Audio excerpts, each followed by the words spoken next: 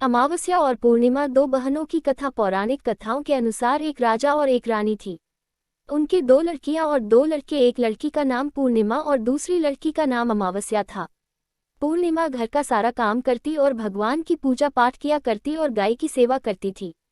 लेकिन अब अमावस्या तो घर का काम करती और न ही भगवान की पूजा पाठ करती और न ही गौ की सेवा करती थी।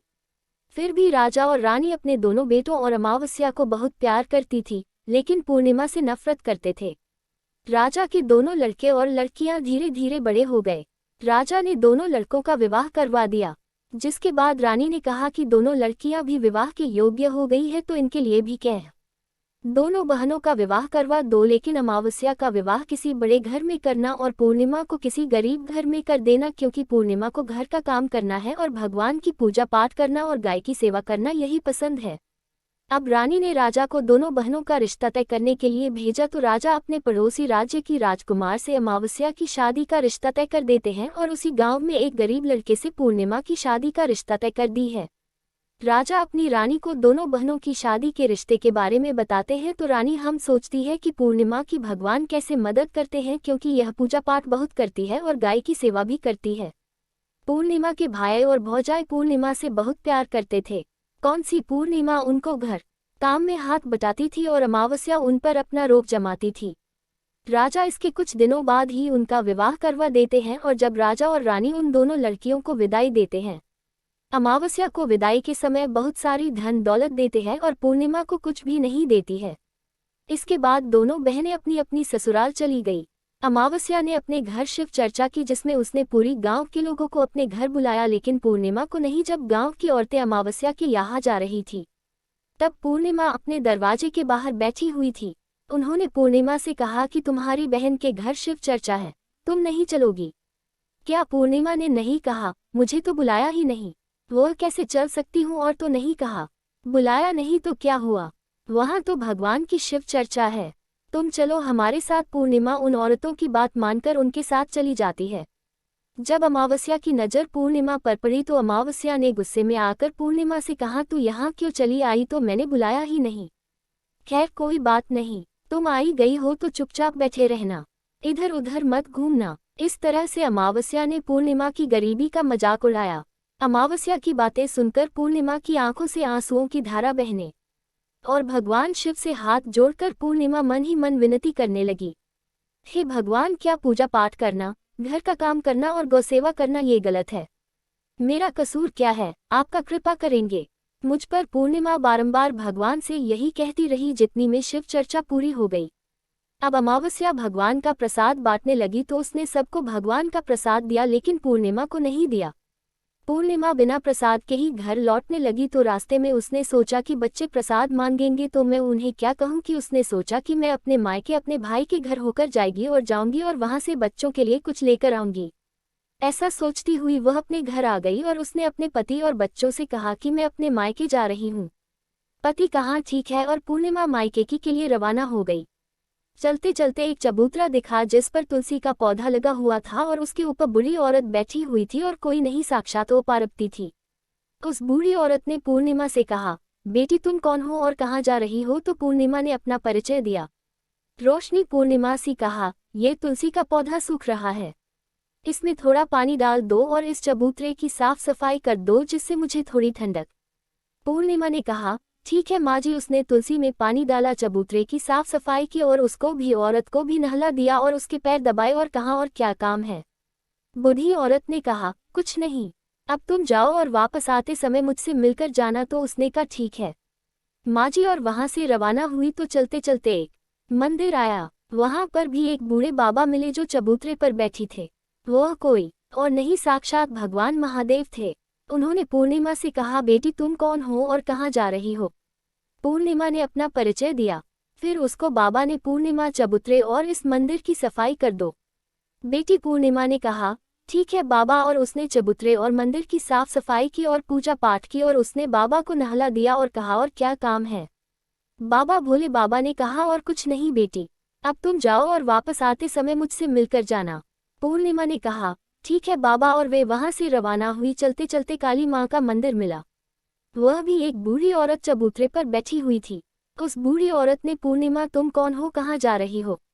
पूर्णिमा ने अपना परिचय दिया। तब उसने अपनी माँ से कहा, बेटी यहाँ सब पूजा पाठ करने तो सब आते हैं, लेकिन मंदिर की कोई सफाई नहीं करता है, इसलिए इस मूर्ति और मंदिर की साफ सफाई कर दो। पूर्णिमा ने कहा, ठीक है। माँ जी को मंदिर और चबूतरे की साफ सफाई की और माता का श्रृंगार किया और उस बूढ़ी औरत को नहला दिया और बूढ़ी औरत की पैर दबाए। और पूर्णिमा ने कहा, और क्या काम है माँ जी? तब उसने कहा, कुछ नहीं, अब तुम जाओ और वापस आते समय मुझसे मिलकर जाना। मैंने कहा, ठीक है माँ जी। इसके बाद वह वहां से रवाना हुई और थोड़ा ये चलती चलती है कि नदी आई। नदी के किनारे भी एक बूढ़ी औरत बैठी हुई थी। तो ऐसा गंगा मैया की ओर जाते हुए औरत ने कहा, तुम कौन हो बेटी और कहाँ जा रही हो? पूर्णिमा ने अपना परिचय दिया। इसके बाद उसने अपनी माँ से कहा कि हमें तो शर्म आती है, लेकिन यहाँ साफ सफाई कोई नहीं करता है, इसलिए तुम इस किनारे पर साफ सफाई कर दो। को पूर्णिमा कहा, ठीक है। पूर्णिमा ने वापस आएगी और उस बूढ़ी औरत के पैर दबाए और कहा, और क्या काम है माँ जी? उस बूढ़ी औरत ने कहा, कुछ नहीं बेटी, अब तुम जाओ और वापस आते समय मिलकर जाना। इसके बाद पूर्णिमा नाव में चढ़ने लगी तो नाव फूलों से सजी हुई थी। वह नाव में बैठकर नदी के दूसरे किनारे पर उतर गई। इसके बाद अपने पीहर के घर पहुंच गई। वहां पर पूर्णिमा के भाई भौजियों ने देखा तो वह बहुत खुश हुए और उन्होंने पूर्णिमा की बहुत खातिरदारी की और खूब सारी बातें करते हैं और कहा कि बच्चों को भी साथ लेकर आती। इसके बाद सब खाना खाकर सो जाते हैं और सुबह जब पूर्णिमा ने अपने ससुराल जाने के लिए कहा तो भौजाइयों ने उसे एक लाल साड़ी और एक थैले में बच्चों के लिए कपड़े और खाने पीने की कुछ सामान रखा और कहा कि तुम बहुत दिनों के बाद आती हो, जल्दी जल्दी आया करो। पूर्णिमा ने कहा, ठीक है। जिसके बाद पूर्णिमा की भौजाइयों ने पूर्णिमा को हाथ में थैला दिया और कहा कि जाओ और वापस जल्दी आना। इसके बाद पूर्णिमा उसी रास्ते रवाना हुई और उसी नदी के किनारे पर पहुंच गई। नाव में बैठकर नदी के दूसरे किनारे पर उतर गई। वहां पर उतरने के बाद पूर्णिमा को वही बूढ़ी माँ मिली जो साफ साफ गंगा मैया थी। बूढ़ी माँ ने कहा, गई बेटी। पूर्णिमा को एक थैला दिया और कहा कि इसे तो अपने घर ले जाकर ही खोलना। पूर्णिमा ने कहा, ठीक है। पूर्णिमा थैला लेकर वहां से रवाना हुई। पूर्णिमा आगे चली तो वही काली माँ का मंदिर आया। वहां भी काली माँ बोली माँ के रूप में बैठी हुई थी। पूर्णिमा ने कहा, माँ जी मैं आ गई। तो काली माँ ने भी थैला दिया और कहा कि इसे घर जाकर ही खोलना। पूर्णिमा ने कहा, ठीक है माँ जी। और अब पूर्णिमा एक हाथ में थैला लेकर रवाना हो गई। पूर्णिमा ने थैला लिया और वहां से रवाना हुई और आगे चली गई। वही भगवान शिव का मंदिर आया। क्या भगवान शिव भोले बाबा के रूप में बैठे हुई थे? तो उन्होंने कहा, बेटी आ गई हो? पूर्णिमा, हाँ बाबा आ गई। तो उस बाबा ने पूर्णिमा को ही थैला दिया और कहा कि अपने घर ले जाकर ये थैला खोले। पूर्णिमा ने कहा, ठीक है। अब पूर्णिमा के पास 4 थैले हो गए। अब वह अकेली 4 थैलों को कैसे ले जा सकती थी, इसलिए उसने पुरानी साड़ी निकाली और वह चारों थैलों को साड़ी में बांध लिया। पूर्णिमा वहां से रवाना हुई और थोड़ा आगे चली तो वही तुलसी माँ की औरत के रूप में भी हुई मिली। उसने पूर्णिमा से कहा, आ गई बेटी? पूर्णिमा ने कहा, माँ जी मैं आ गई। तो तुलसी माँ ने भी पूर्णिमा को एक थैला दिया और कहा कि घर ले जाकर खोलना। पूर्णिमा ने कहा, ठीक है माँ जी। अब पूर्णिमा के पास 5 थैले हो गए। पूर्णिमा वहां से रवाना हुई और सीधे अपने घर आ गई।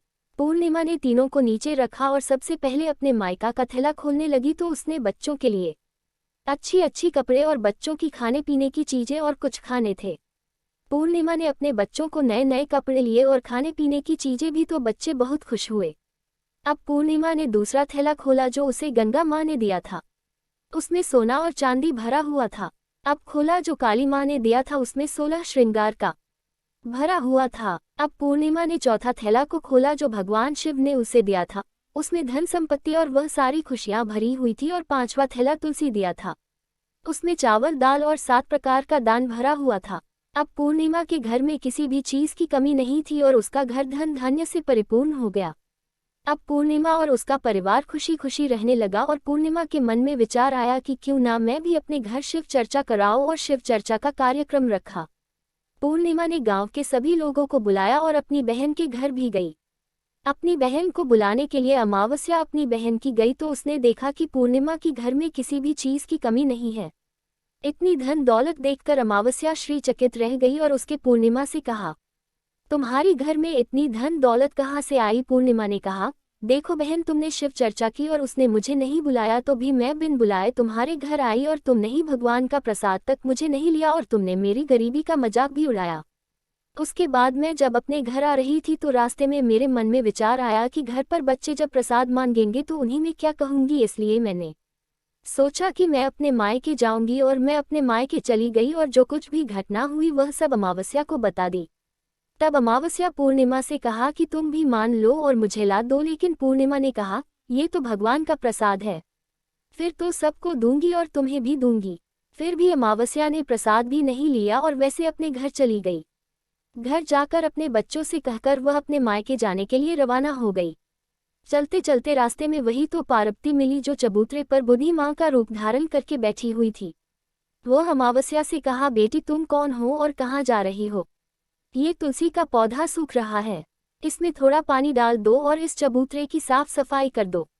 इस पर अमावस्या ने कहा है, तुझे दिखाई नहीं देता? मैंने कितनी महंगी साड़ी पहन रखी है, ये गंदी हो जाएगी। ऐसा कहकर आगे चली तो भगवान शिव मिले, उनको भी उसने ऐसा ही कह दिया। उसके बाद आगे चली तो काली माँ मिली, काली माँ को भी उसने ऐसा ही कह दिया। उसके बाद आगे चली तो गंगा मैया गंगा मैया को भी उसने ये कह दिया। इसके बाद वह नाव में बैठने लगी तो नाव में फूलों की जगह कांटों की थी।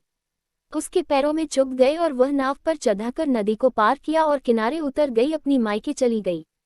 और उसके भौजाइयों ने नंद को आते देखकर ताने मारने लगी, महारानी जी तो कुछ काम तो करेगी नहीं, काम का न काज का, ढेर शेर अनाज का, सब मिलकर रात को खाना खाया और सो गए। सुबह उठी तो भौजाइयों से बोली अपने ससुराल जाने के लिए बोली, तब भौजाइयों ने कुछ नहीं दिया तो अमावस्या ने बोली पूर्णिमा को एक थैला दिया था तो मुझे क्यों नहीं? भौजाइयों ने कहा थैला घर पर पहुंच जाएगा। फिर अमावस्या वहां से रवाना हुई और नदी के किनारे पहुंची। वहां गंगा मैया बूढ़ी माँ का रूप धारण करके बैठी हुई थी। बूढ़ी माँ ने कहा, आ गई बेटी? उसने कहा, हाँ आ गई। अमावस्या ने कहा, तुमने पूर्णिमा को एक थैला दिया, मुझे नहीं दोगी क्या? बूढ़ी माँ ने कहा, तुम अपने घर जाओ, थैला तुम्हारे घर पहुंच जाएगा। इसके बाद तुलसी माँ ने ऐसा ही कहा, आ गई बेटी? मैंने कहा हाँ। अमावस्या ने कहा, तुमने पूर्णिमा को एक थैला दिया था और मुझे नहीं दोगी क्या?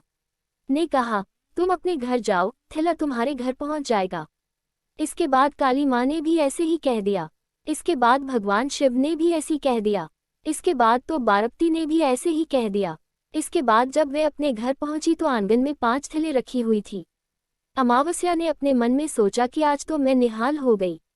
उसने जल्दी जल्दी से सभी थैलों को खोला तो उसमें किसी में मिट्टी तो किसी ने पत्थर, कंकड़, किसी में कोयला, किसी में सांप बिच्छू भरी हुई थी। ये सब देखकर उसने अपना सिर पकड़कर कहने लगी, हे भगवान, मुझे मायके में भी कुछ नहीं मिला और थैलों में भी कुछ नहीं मिला। इसके बाद अमावस्या दौड़ती हुई अपनी बहन पूर्णिमा के घर जाती है और पूर्णिमा से कहती है, तुझे इतना सब कुछ मिला और मुझे कुछ नहीं मिला, आखिर क्यों? पूर्णिमा ने कहा कि मैं जब अपने मायके जाती हूँ तो अपनी भौजियों के साथ मिलकर काम करती हूँ और तुमने कभी उनकी इज्जत नहीं की, वह भला क्या देती? और इसके बाद तुमने गंगा माँ को ठुकरा दिया और काली माँ को भी ठुकरा दिया और भगवान शिव को भी ठुकरा दिया और तुलसी माँ को भी ठुकरा दिया, इसलिए उन्होंने भी तुझे कुछ नहीं दिया। अमावस्या बोली, बहन मुझे माफ कर दो, मैंने सदा तुम पर अत्याचार किए हैं, मुझे कुछ नहीं मिला तो भगवान की भक्ति करके सब प्राप्त कर लूंगी, मुझे इसका रहस्य बताओ। तो पूर्णिमा ने कहा, तुम 3 सूत्र का ज्ञान ले लो। पहले सूत्र में दया मांगना और दूसरे सूत्र में चर्चा करना और तीसरे सत्र में 108 बार ओम नमः शिवाय का जाप करना। स्वयं भगवान ने जो 30 सूत्र दिए हैं, इनको अपने हृदय में बसा लेना। मैंने सच्चे मन से भगवान की पूजा पाठ की, इसलिए मेरे पास पहले कुछ नहीं था। भगवान मुझे सब कुछ दिया और तुम्हारे पास जो सब कुछ था वह भी खत्म हो गया। जिसके बाद अमावस्या अपने घर गई और भगवान की पूजा पाठ करने लगी और भगवान शिव की मांगने लगी और गौ सेवा करने लगी और दूसरों की मदद करने लगी। वीडियो अगर पसंद आया हो तो वीडियो को लाइक और चैनल को सब्सक्राइब करें और अपने दोस्तों को शेयर जरूर करें।